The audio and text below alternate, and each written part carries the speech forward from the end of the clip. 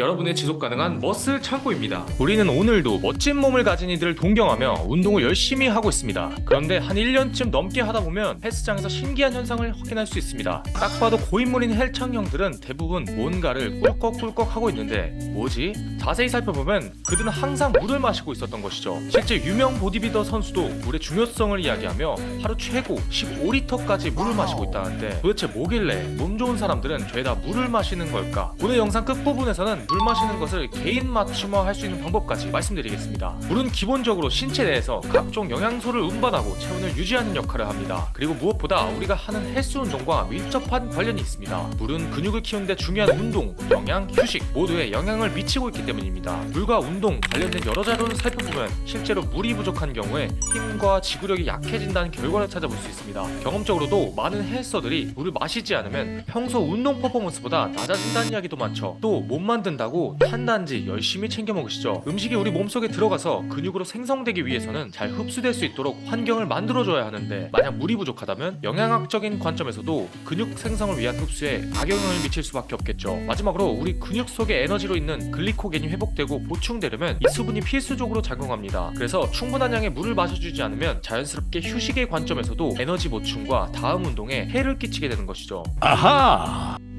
물을 얼마나 마셔야 하나 했을 때 정해진 정답은 없습니다. 하지만 방향을 알려드릴 수는 있겠죠. 먼저 평소 물 섭취량입니다. 수분 섭취 관련된 각 자료들마다 물을 얼마나 마셔야 하는지 말해주고 있지만 머슬 창고는 운동한 사람 기준 1시간에 물 한 잔 정도로 8잔 이상 마시는 것을 추천합니다. 왜일까요? 현실적으로 물을 챙겨 먹을 수 있는 양이라고 판단했기 때문입니다. 몇몇 사람은 물만 먹어도 배불러하는 사람이 있고 아직 물 먹는 습관이 잡히지 않은 사람들도 많기 때문입니다. 우리가 9to6로 공부 일을 했을 때 1시간에 딱 한 잔씩만이라도 마셔주는 것이죠. 그런데 이 물 너무 많이 마셔도 수분 중독에 걸리고 너무 적게 마셔도 근육이 녹을 수 있다는데?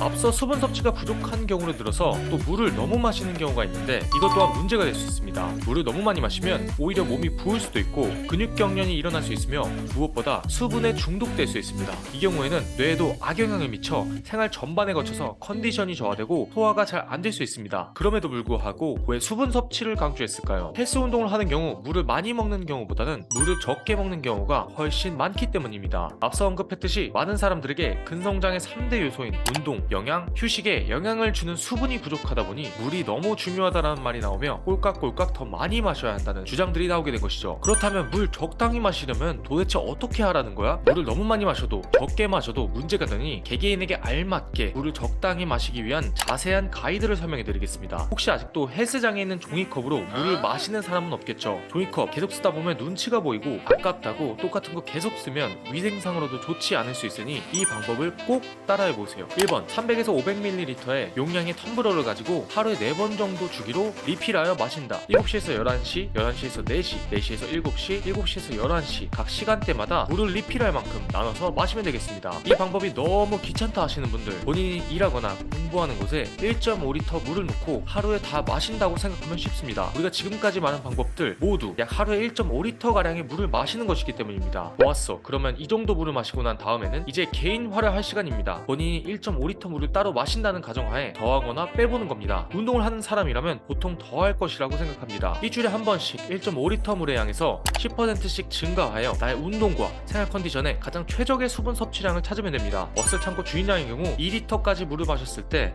운동 퍼포먼스가 가장 좋고 피로도도 매우 낮아지는 현상을 경험했습니다. 이 방법으로 시청자 여러분도 개인에게 알맞은 수분 섭취량을 찾아보는 건 어떨까요? 특히 운동을 하는 사람이라면 수분 섭취의 중요성은 아무리 강조해도 지나치지 않을 것입니다. 앞으로 조금 더 신경 써서 물을 마실 수 있겠죠. 근성장의 가장 중요한 운동, 영양, 휴식 3대 요소에 영향을 미치는 물을 생각해보세요. 아주 잠깐의 노력으로 챙기는 것 치고는 근육 발달에 큰 효과를 가져올 겁니다. 수분 섭취를 얼마나 해야 하고 어떻게 해야 하는지 헷갈린다면 지금 바로 머슬 창고가 제안하는 수분 섭취 개인 맞춤화 방법을 따라해보세요. 안전한 운동과 지속 가능한 식단 머슬 창고였습니다.